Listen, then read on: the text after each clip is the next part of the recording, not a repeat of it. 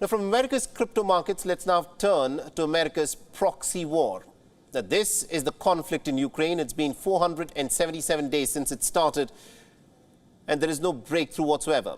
The war is dragging on. In fact, it has only escalated ever since Ukraine's counteroffensive began. Now, just look at these developments from week one of Russia's topmost generals who have been killed. Now, a dam at Zaporizhia has also been destroyed, the Novokakhovka Dam. Belarus has started to receive delivery of tactical nuclear weapons from Russia.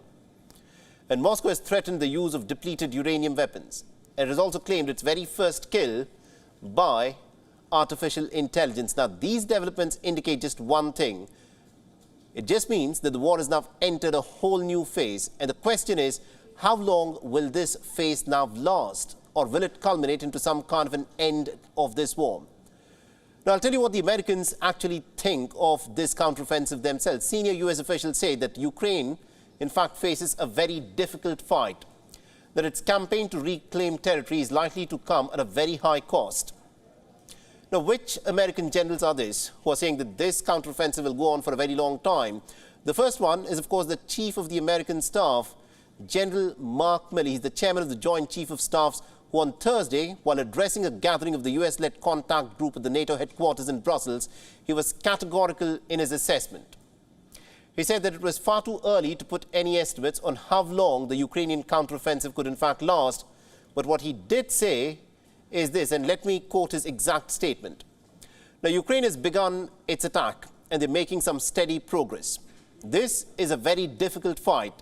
It's going to be a very violent fight, and it will likely take a considerable amount of time, and it will happen with a very high cost. Also present at the meeting was the U.S. Defense Secretary Lloyd Austin, and he told the meeting that Kiev needs both short-term and long-term support, as the war is a marathon and not a sprint. Listen in to what Lloyd Austin had to say. We've given Ukraine's forces important training and impressive capabilities. But war is fluid, dynamic, and unpredictable. Ukraine's fight is not some easy sprint to the finish line. And our message remains clear. We will stand by Ukraine for as long as it takes. Ukraine has overcome so many obstacles, but more lie ahead. And Ukraine's troops and citizens do not stand alone. Thanks to the historic support of nations of goodwill from around the world, Ukraine is well positioned for the challenges still to come.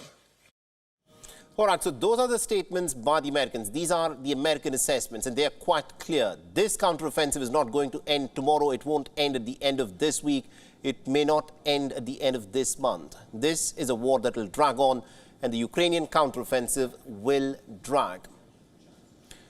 Now, the American leaders are in fact trying to imply that the counteroffensive is in fact going to be a long and a hard one, and it is not going to be without its many difficulties that will come up. Now, you see, Ukraine's gains so far have been very modest, even though the counteroffensive has been ongoing for at least more than a week.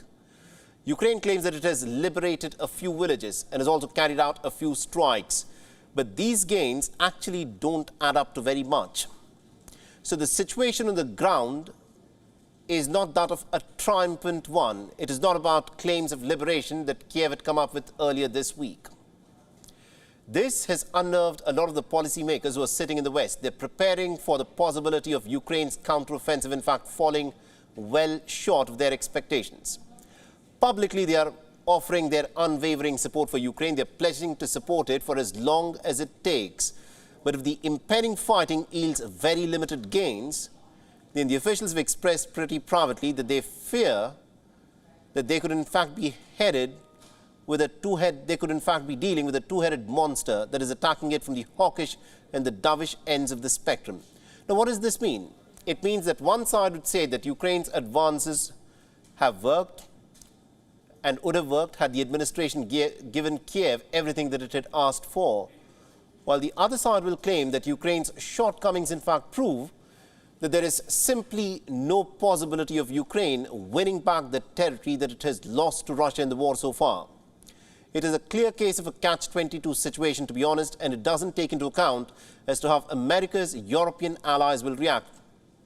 They may see a peace negotiation between Ukraine and Russia as a more attractive option if Kiev cannot prove on the battleground that it can in fact win this war. Because remember, this is a war that is not going to end anytime soon, as many assessments have put that this is going to be quite clearly an intergenerational conflict.